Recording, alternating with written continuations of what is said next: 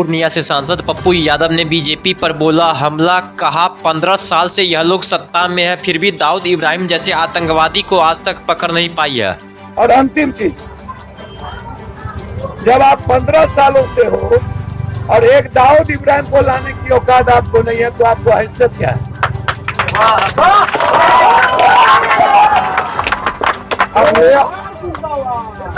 जो सरकार के हमारा देश के संविधान का गुनाहगार है, जिन लोगों ने पैसा लूट करके दूसरे देश में गया, चाहे वो दाऊद इब्राहिम हो चाहे कोई भी अपराधी, यदि मेरे संविधान का, लोकतंत्र का, भारत का वो गुनाहगार है तो आपको रोक कौन डाला?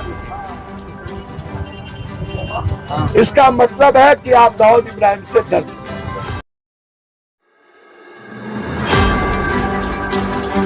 पप्पू यादव ने अररिया के सांसद के बयान पर भी बोला हमला। अररिया से सांसद प्रदीप सिंह ने कहा था अगर अररिया में रहना होगा तो हिंदू बनना होगा।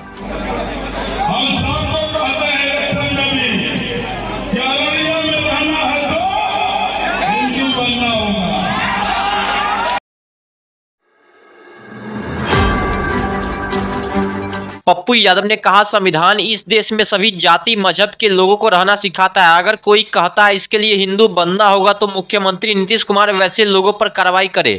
हमारा संविधान सभी जाति धर्म वर्गों को संरक्षित करता है, चाहे जय नमो बुद्धाय, जय भीम, चाहे इस्लाम, चाहे बुद्ध, चाहे जो भी धर्म, कोई भी यह नहीं कह सकता है इस देश में रहना है तो यही जात कहना पड़ेगा, हिंदू बनना पड़ेगा, मुसलमान बनना पड़ेगा, सिख बनना पड़ेगा, ये कोई नहीं कह सकता। और ऐसे लोगों को कहने वाले को हम नीतीश जी से आग्रह करेंगे अविलंब आप नोटिस लीजिए और ऐसे गलत लोगों को आप अविलंब एफआईआर लॉन्च करके।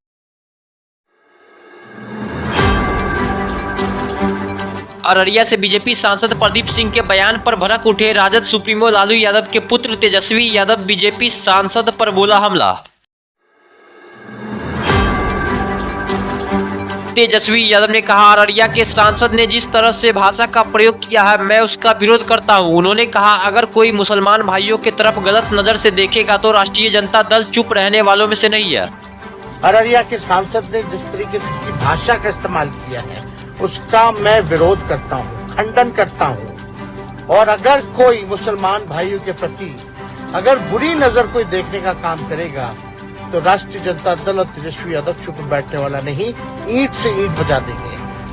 हमारी देश की खूबसूरती है, हिंदू हो, मुसलमान हो, सिख हो, ईसाई हो, हम सब लोगों ने कुर्बानी दी है, इस देश को आजाद किया है। इस देश की आजादी में सभी लोगों का योगदान।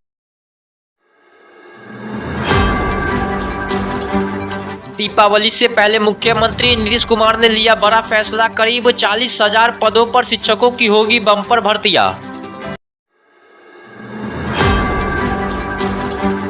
40,000 पदों पर शिक्षकों की भर्ती प्रक्रिया बिहार लोक सेवा आयोग से होगी। नीतीश सरकार ने शिक्षकों की नियुक्ति को लेकर किया बड़ा घोषणा।